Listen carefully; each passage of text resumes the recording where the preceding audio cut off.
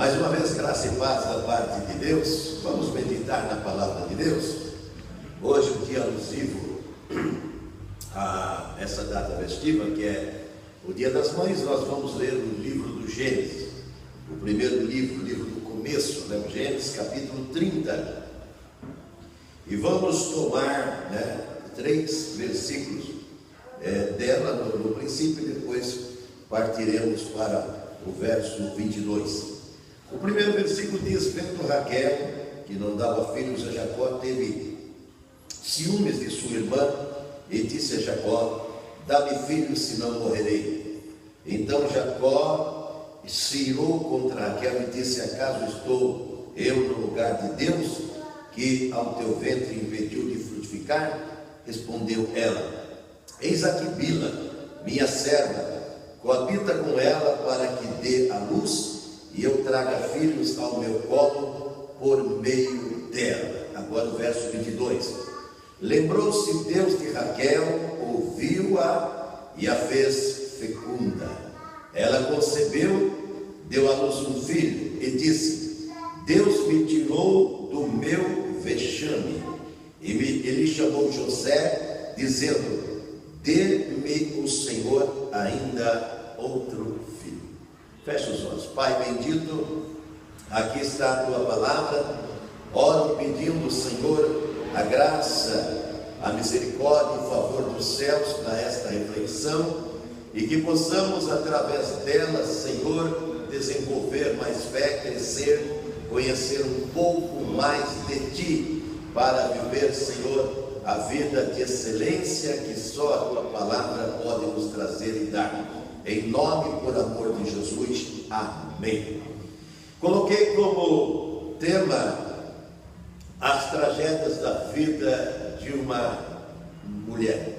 Poderia ser de uma pessoa, mas em especial por causa do tema e também por causa do dia alusivo e do que lemos, da escolha que fizemos, que trata exclusivamente de uma pessoa desse gênero, o gênero feminino, de uma mulher. O que é tragédia? Tragédia é um desastre, tragédia é uma catástrofe, tragédia é uma inundação, é um terror, não é um crime.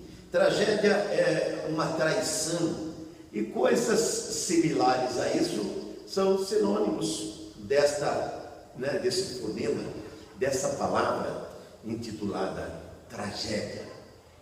Mas é o que se deu na vida daquela jovenzinha chamada Raquel, que, como qualquer mulher, ela é sonhadora, qualquer pessoa, ela é sonhadora.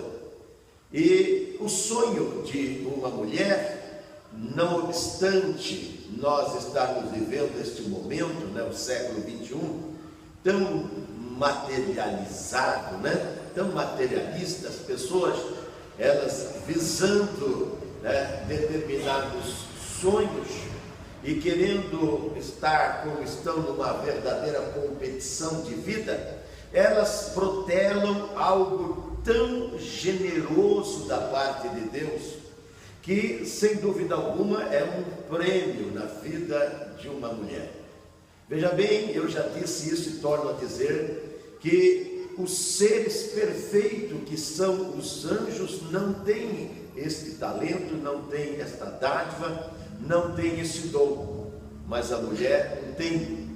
E você sabe que lá no capítulo 2 do mesmo livro que estamos nos referindo a ele, Gênesis, no verso de número 26, o Senhor diz que ali trouxe a mulher para o Adão e ele ali determinou esta verdade para a mulher, ela reproduzir, ela ser fecunda e ela prestar um serviço a Deus, porque quem construiu esta terra foi o Senhor, e Ele o fez vazia de seres humanos, e Ele então cria o homem e a mulher e dá a eles a incumbência de fazer com que esta terra fosse tomada por seres que iriam se suceder aos nossos primeiros pais. E hoje nós vemos esta explosão demográfica, né? Hoje nós temos 7 bilhões e quase 200 milhões de pessoas permeando esse globo terráqueo. Começaram por 2 pessoas. E evidentemente a natalidade, ela não é só uma dádiva, um dom, não é só um prêmio para a vida de um casal e de uma mulher. Ela é uma felicidade para a mulher. Porque a mulher, veja bem que no capítulo 16 de João, né, diz que a mulher sente dor quando está para chegar a sua hora, né, a hora do parto. Mas depois, interessante, quando ela vê aquele rebento, quando ela olha aquela vidinha que por 6 meses ela amou na sua gestação, e foi evidentemente fazendo imaginações e sonhos, né, que toda mulher faz. Quando ela vê as contrações, ela sente as contrações, ela sente a criança movimentando, e ela então começa a ter aqueles sonhos, né? Como será esta minha criança? Eu, como pai, eu orava muito, foram 8 gravidez da minha esposa. Eu orava muito pela criança, né, que estava sendo gestada ali, que estava sendo gerada ali, porque eu pedia para o Senhor crianças perfeitas. Eu pedia para o Senhor e ficava ali na porta do centro obstétrico, porque nunca, como meus genros, né, tive coragem de assistir um parto. Eu não posso ver sangue, por isso que eu já aceitei logo Jesus, o sangue dele, para ficar livre desse negócio de sangue, entendeu?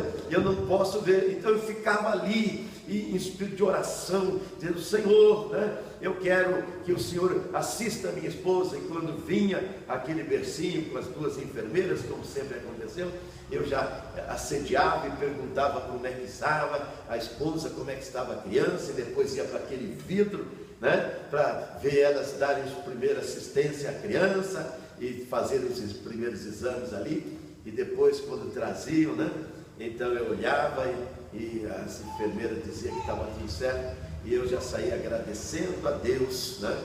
Mesmo quando eu estava sem Deus um certo período da minha vida, eu fiz dessa maneira, porque eu sabia que só Deus podia entrar, como nós lemos na abertura, no Salmo 139, naquele ventre, quando está lá escondido, entretecido, né, como no seio da terra, e está sendo formados os ossos, os primeiros membros, né? E o Senhor sempre foi generoso comigo, e até generoso demais, porque eu pude, com minha mulher, conceber 8 crianças que trouxemos a esta terra. Lógico, talvez alguma das minhas filhas aventure também, né, esta ideia que tive com a minha esposa. Mas presta atenção, para quem não sabe, isso daí não foi o acaso não, porque eu namorava com a minha esposa ainda. Quando ela perguntou se eu ia casar com ela, eu disse que dependia dela, porque eu queria 7 filhos, foi o que eu falei para minha esposa. Eu sei que se aparecesse um maluco desse, falasse para uma mulher hoje que ela tinha que gerar 7 filhos, ela ia falar: então você vai ter que arrumar outra, porque eu não estou disposta a tudo isso não. E a minha mulher foi até além, porque ela gerou 8 filhos, e o Senhor tinha recolhido o meu menino, e eu tenho então 7 filhas, que são todas elas maravilhosas, porque são bênçãos de Deus à minha vida. Mas a Raquelzinha, que foi aquela que nós escolhemos para pensar sobre o ministério dela, sobre a sorte, e como colocamos título, a tragédia na vida dela, parece que por um período ela não foi feliz. Mas veja bem que é tão gritante, é tão angustiante, até porque não exatamente em Israel, mas existem terras, né, daqueles lados ali da Palestina, que a mulher que não gera, ela tem que fazer o que essa mulher fez. Você viu?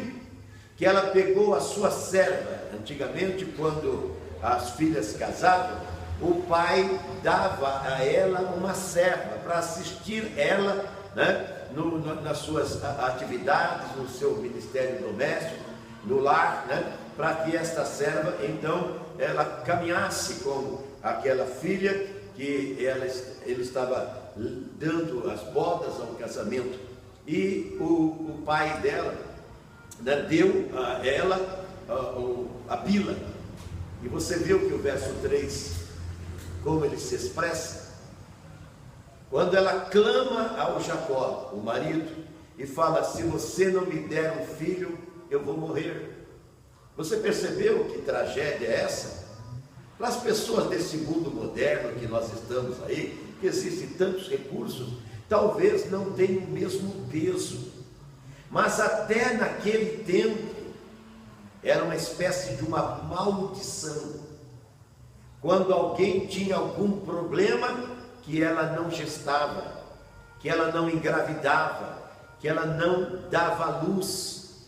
Se tem uma coisa que eu perguntei em Israel, era sobre isso, porque eu vi muita jovenzinha em Israel transitando por ali, ou mesmo no ônibus, né, quando a gente estava ganhando outras cidades. Eu via aquelas jovenzinhas ainda já com 2, 3 filhos, viu? Porque lá em Israel, como o meu guia falou, eles precisam de pessoas, eles precisam de cidadãos, ele precisa de gente. Inclusive ele disse para mim que eles morrem muito na guerra, e de fato é muito conflito para aquelas bandas ali. Atentados, né? Nós mesmos estávamos lá no Jardim do Túmulo, estávamos inclusive ceando com a igreja ali, quando veio, porque minha esposa viu o comentário, né, noticiário de atentado lá em Israel, e eles entraram, a agência entrou em contato conosco lá em Israel, e evidentemente nós tomamos ciência de que houve um atentado lá em Tel Aviv, na rodoviária, inclusive com morte. Mas nós, graças a Deus, estávamos bem ali, muito bem mesmo, né? E no Jardim do Túmulo, então nós estávamos mais do que bem, né? Porque nós estamos inclusive celebrando, né, como Jesus falou, para nós fazermos até o dia que ele voltar. Nós estamos ceando, nós estamos tomando a ceia do Senhor. A Raquelzinha estava sofrendo, desejando até morrer, tendo que abrir mão. Quem é das mulheres que estão aqui que abriria a mão do seu esposo para outra mulher? Não. Mas era tão trágico que ela abriu mão e disse: olha, você tenha relações com a minha serva, entra ela, porque ela, era a lei daquele tempo, ela vai gerar e esse filho vai ser meu, eu vou ter, né? Hoje nós temos aí, né, essa sociedade que fala dos filhos do coração, essas coisas todas, e querendo inclusive igualar. Olha, querido, eu não gosto de hipocrisia, não se compara. Eu sei que algumas pessoas vão ficar até horrorizadas, escandalizadas com o que eu vou dizer. Não se pode comparar uma criança que você gera no seu ventre e que ela vai receber o seu DNA e que ela vai trazer características suas, viu? E que depois você vai sentir a dor do parto, como diz o João no capítulo 16, e depois você vai esquecer desse parto, e você então vai pegar aquela criança, embalar, trazer no seu colo. É lógico, quando você assiste uma outra criança e você adota, é uma maravilha da natureza, né? O filho do coração, mas não se compara. Eu mesmo, nós já fizemos muita assistência a essas organizações, entidades, e eu até tenho um sonho ainda de adotar, né, para um projeto da nossa igreja, pelo menos umas 30 crianças. Esse está no meu coração, desde que fundamos a comunidade Palavra de Vida. Até agora não nos foi possível, mas nada se compara àquela que nós geramos, nada se compara. E ela então teve que abrir mão, na loucura da sua, na sua agonia, da tragédia que ela estava enfrentando, ela teve que fazer determinada coisa. Nós sabemos que para aqueles lados da sociedade, essas mulheres ainda eram bem-aventuradas, e havia leis em Israel protegendo inclusive a mulher. Mas por outro lado, os vizinhos dali, até o dia de hoje, lá no Afeganistão, no Iraque, na Arábia Saudita, a mulher não pode nem sequer, na Arábia Saudita, você quer saber, a mulher não pode andar nem sozinha, sem um homem assistindo ela, até os dias de hoje. Evidentemente parece até um subproduto a mulher, não parece desse jeito? Não parece um ser de segunda categoria? Nós aqui no nosso hemisfério, nós temos esta expansão, esta liberdade, que infelizmente algumas usam com excesso para ir até para a libertinagem. E a mulher então, ela ocupa status. Hoje nós temos, embora não vamos ter por muito tempo, uma presidenta que está à frente do nosso país, na condição dos nossos destinos, não vou entrar nesse mérito da política, mas isso é o quê? É uma emancipação. A mulher, ela alcançou índices jamais imaginados em algumas décadas. Não é longe, não é séculos atrás, não, em algumas décadas atrás. E é lógico que tudo isso, ele vai simplificar o quê? Numa felicidade, porque é conquista. Agora, nada se compara à conquista da natalidade, nada. E muitas mulheres, elas são infelizes nesse quesito, infelizes, e esta mulher está sendo infeliz. Existe uma diferença em você estar infeliz e você ser infeliz.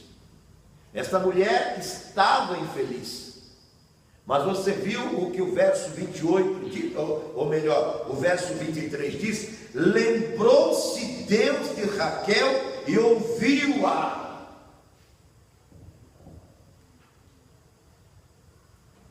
Quando o Jacó nasceu, e o Jacó, o marido, ele era filho do quê? Do Isaac com a Rebeca. A Rebeca tinha o mesmo problema. Existiam muitas mulheres famosas, a Sara, mulher famosa, primeira crente, a mulher de Abraão, tinha esse problema. Ela foi gerar com 90 anos e Abraão com 100 anos. Ela foi dar à luz. Eu não sei por que Deus faz, mas ele sempre, Isaías 55:8 diz que ele sabe mais do que você. Ele que? Deus. Eu sei que você sempre faz aquelas perguntas do porquê, uma série de coisas, mas a minha Bíblia diz que ele tem pensamentos maiores e caminhos maiores, mais excelentes do que os seus e os meus. E ele fez assim. A Rebeca ficou 20 anos, casou o Isaac com 40 anos. Os seus filhos, que foi Jacó e Esaú, nasceu com 60 anos. E a minha Bíblia diz que Isaac e Rebeca orou instantemente. Você tem problema? Você tem dificuldades? Você tem tragédias da vida? Está aqui a receita. Você tem vergonha, opróbrio aqui na Bíblia? Vexame? Você está passando agonias na vida? Ouviu o Senhor, diz. E lá no capítulo 24 do Gênesis, diz que o Senhor ouviu a oração da Rebeca e do Isaac. Aqui ouviu também a oração do Jacó e da Raquel. E ele foi, e o que? Para ele é tão fácil. Eu às vezes brigo com Deus, mas para o senhor não é fácil a coisa? Para mim aqui, eu brigo com ele, pergunto para ele se ele tem calendário, relógio, folhinha lá em cima. Eu falei, mas aqui a gente tem Aqui a gente tem data para tudo, horário para tudo, é meio esquisito. E às vezes você não consegue, né, enfrentar tudo isso com sucesso, você vai depender dele. E é aí que é importante a fé. Por quê? Porque você tem, como ela, bloqueios na sua vida. E você, como ela, quer ser o quê? Feliz. Porque a vida sem felicidade, o que ela pergunta, pede para o marido? Me mata, quero morrer. Porque a vida, quando você não consegue realizar o seu sonho, ela é pior do que, porque você não vive, você agoniza, você tem uma subvida, você se arrasta. E eu sei porque um período na minha vida eu vivi isso, gente. Eu e minha esposa vivemos isso. Ela não, ela porque se associou comigo, mas eu porque não tinha o Deus da Raquel, eu não servia o Deus do Jacó, então eu estava sofrendo as agonias, tragédias da vida. E de repente chega uma hora que você está quase que como ela, pedindo também, olha, eu quero partir dessa, lá fora diz para uma melhor, não é não. Se você partir em tragédia, você parte para uma pior. As tragédias você tem que resolver aqui o que diz o verso 23? Em oração, porque Deus ouve. O gostoso da vida da fé, que a vida que a Raquel tinha, é que a sua vergonha tem período, tem tempo determinado. Uma hora Deus diz basta, acabou. E eu quero crer que nessa noite Ele está falando para nós também. Em muitos episódios da nossa vida, chegou, estagnou, parou, não tem mais sangria nenhuma.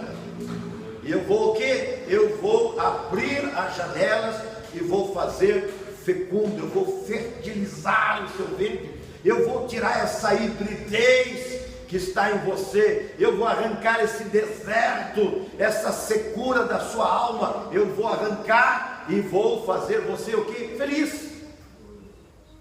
E o gostoso é que Deus não dá qualquer coisa, porque Ele é Pai.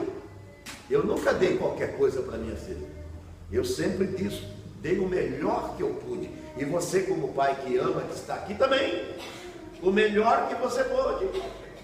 Pode ser que o melhor seja uma japoninha, que uma jaquetinha que nem serve direito, mas é o melhor, foi que ela comprou aí agora. Aí foi lá, tadinha da menina, tá lá quase que espremida, mas é bonita a jaqueta. Foi lá e viu e sonhou, não, vou pôr na minha filha, desse tipo aí, né? Muito legal esse tipo de jaqueta aqui. A Leite está com ela, muito legal mesmo. Então você percebeu? Dá o melhor, gente. E sabe quem foi o melhor? Você viu qual o nome que ela colocou? José. Você conhece a história de José? Deus tem isso. Se Ele está fazendo qualquer coisa, se Ele está retendo qualquer necessidade sua, qualquer sonho seu, é porque Ele tem um José que está no meio do caminho. Ele está se aproximando, chegando, e você evidentemente não vê, né? Você não sabe mas Ele está a caminho. E esse José foi o salvador não só de toda a raça dele, como também do povo daquele tempo, porque o Egito era a potência mundial. E esse José, de tão abençoado, porque eu falo para vocês que ventre, a mulher tem, mas eu falo de ventre consagrado. O que é consagração? Aquele que tem o quê?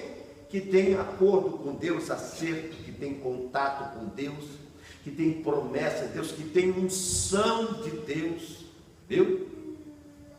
É isso. Por que você acha que Deus,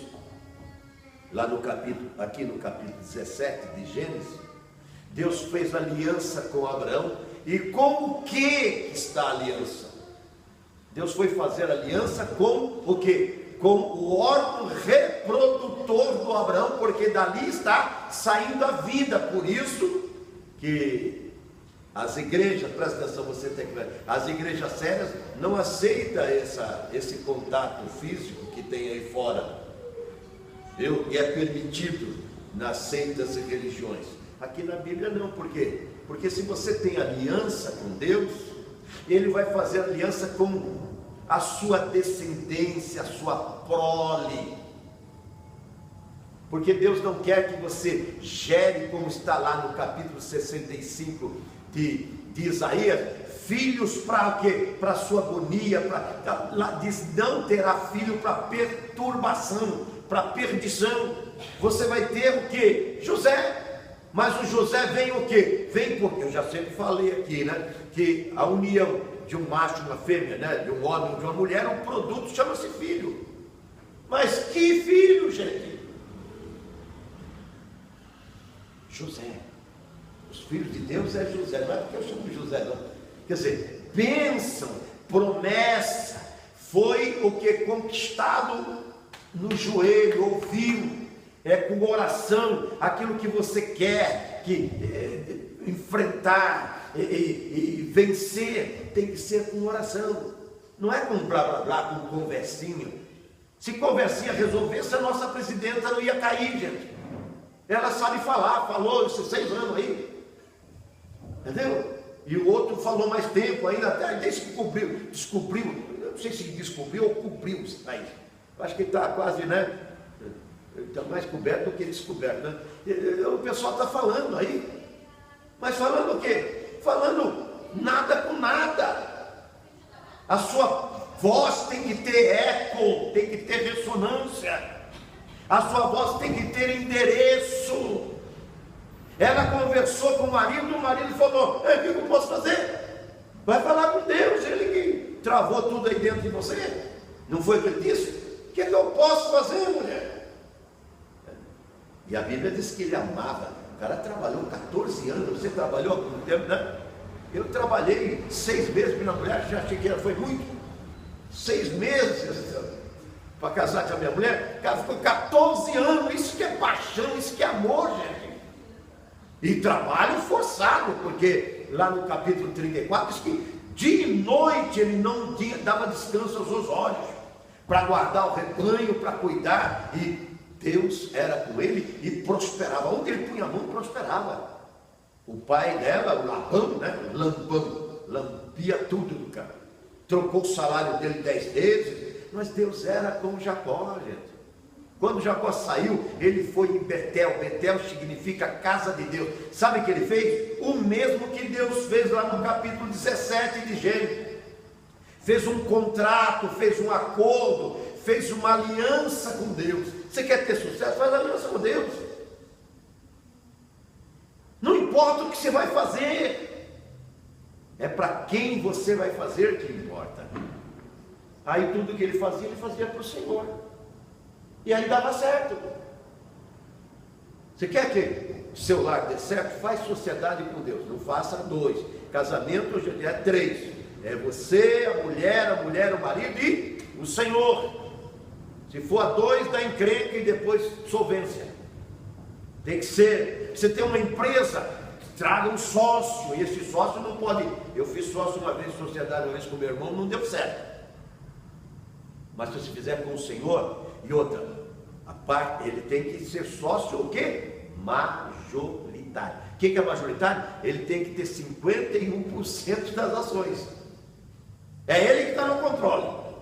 Não é você que vai fazer, aquelas álgebras, aquela matemática, você é craque nisso, fazer o número que vai dar certo.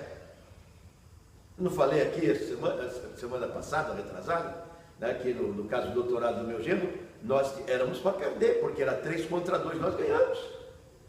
Então, esse negócio de matemática, que é uma ciência exata, ali foi errado, né? Deu contrário. Porque com Deus é assim, gente.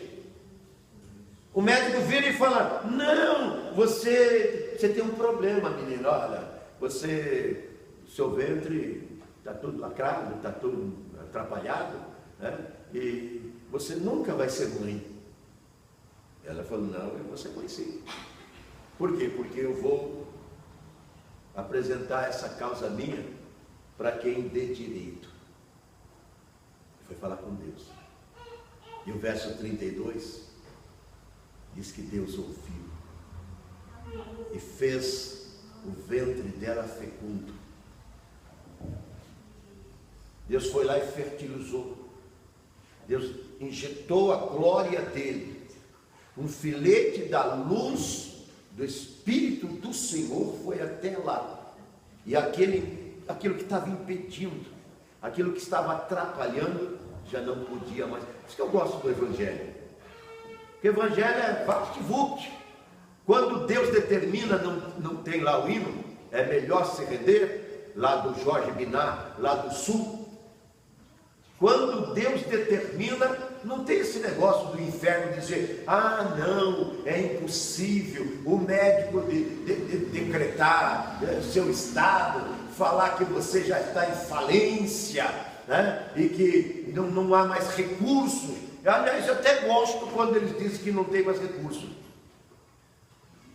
Eu gosto, gente. Eu sei que é um estado maluco de coisa, porque as pessoas, quando vê, não tem mais recursos, elas dizem, agora eu estou perdido. Agora então eu estou perdido. É melhor, então o senhor já me recolhe, porque eu estou perdido. Não, é aí que você vai conversar, vai discutir com Deus a questão. Porque quem tem a última palavra é Ele. Na minha vida, quem tem a última palavra é Ele. E eu já estive diante de juízes, diante de autoridades, tanto da justiça como da medicina, dizendo para mim que agora é assim. Aí eu vou conversar com quem sabe das coisas. Esse é o Senhor Deus. Foi com quem a Raquel foi discutir o problema dela. Discute o seu problema com o Senhor. Às vezes você vai discutir com o seu irmão, com o seu pai, com o seu parente, às vezes até com o seu pastor, e ele é carnal, ele não é espiritual, ele vai até desanimar você, ele vai apresentar um outro fato, ele vai dar uma outra saída, ele vai usar uma técnica. Não, vai apresentar ao Senhor. Coloca o seu drama, a sua tragédia aos olhos de Deus. Expõe. O que o rei Ezequias fez? Ezequias vem lá, o rei da Síria, e fala, nós vamos entrar e vamos arrebentar com tudo. Mandou uma carta. Quando ele leu a carta, o que ele fez? A Bíblia diz que ele foi na igreja, ele foi no templo. Chegou lá e fez assim, abriu a carta, Senhor, olha o que o teu inimigo está falando aqui. Ele nem falou que era inimigo dele. Olha o que o teu inimigo está falando aqui. Aí o Senhor chamou o profeta, vai lá e fala para aquele meu servo, que esses caras não vão pôr o pé aqui nunca. Não vão encostar aqui. E eles entraram ali em Jerusalém? Não entraram. Por quê? Porque Deus mandou um vento. Será que ele ainda tem vento lá em cima? Mandou um vento. E assustou todos os caras lá, e eles ficaram se matando um ao outro, achando que um era inimigo do outro. Foi isso que ele fez. E ele deve ter ainda trovão, vento, ele deve ter ainda chuva de pedra, saraiva que ele fez lá no Egito, não fez?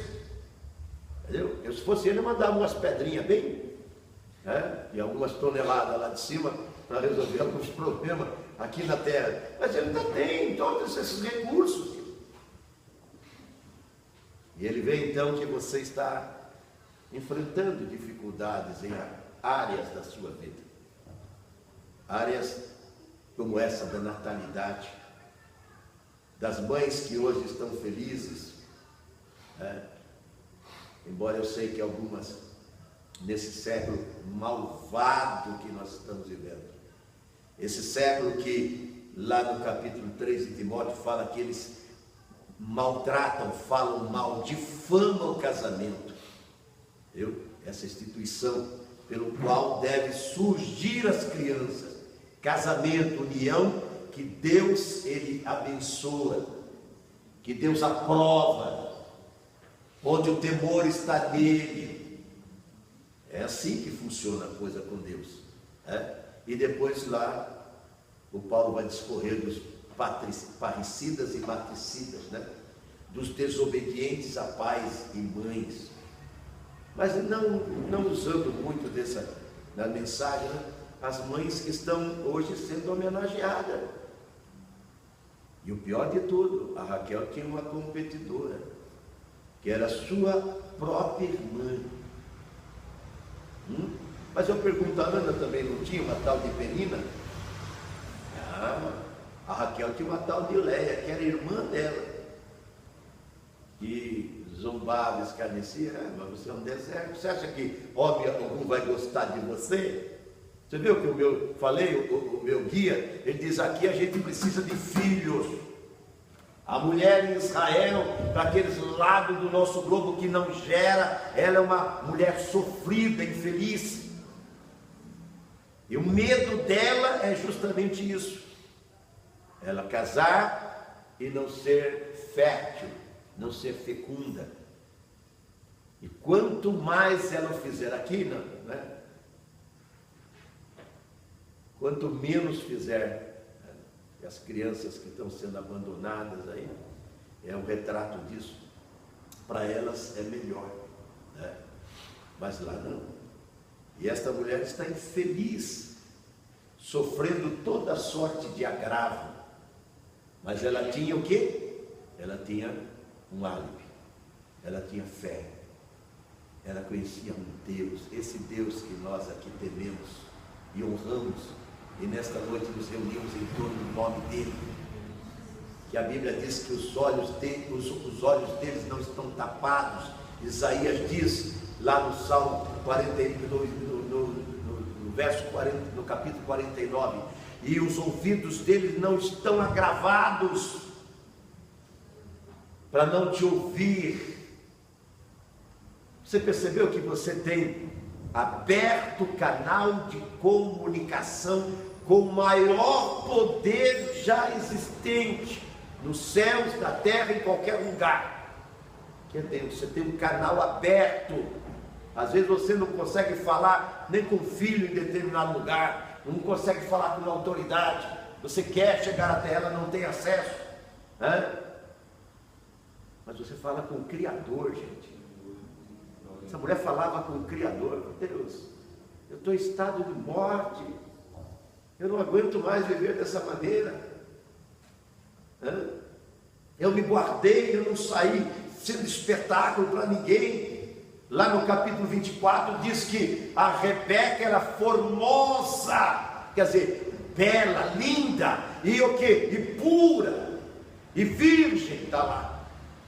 Não saiu se apresentando, se oferecendo para ninguém do seu tempo, contemporâneos a ela. A mesma forma a Raquel. E agora ela fala, e eu estou sendo penalizada. Que mal que eu fiz? Eu me guardei, eu me preservei, eu esperei a sua promessa na minha vida, a tua bênção. É que Deus tinha um Isaac para Sara, tinha um Jacó para Rebeca, e tinha um José para a Raquel. E para você? Ele tem os mesmos. Ele tem o riso, ele tem o Israel, que é o Jacó, e ele tem o que? Um que vem para ser líder. Ele não veio para ser um coitadinho, sofreu um certo período da sua vida, sim. Porque quem é de Deus sofre, gente. Nós estamos num mundo caído. Esse mundo não consegue absorver pessoas puras, santas, pessoas honradas. Esse mundo não pode conceber, não pode absorver. E essa mulher é isso. O José então sofreu agravos por causa do seu procedimento, da sua conduta, mas ele nasce de um ventre abençoado, que tem aliança com Deus. E ela, vou colocar o nome de José, por quê? Porque eu sei que Deus me dará outro filho. E de fato o Benjamim já estava a caminho. Benjamim já estava a caminho. As coisas suas já estão todas a caminho.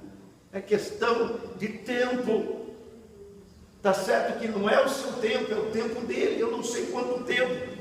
Agora, tudo que está escrito aqui vai se dar na minha e na sua vida.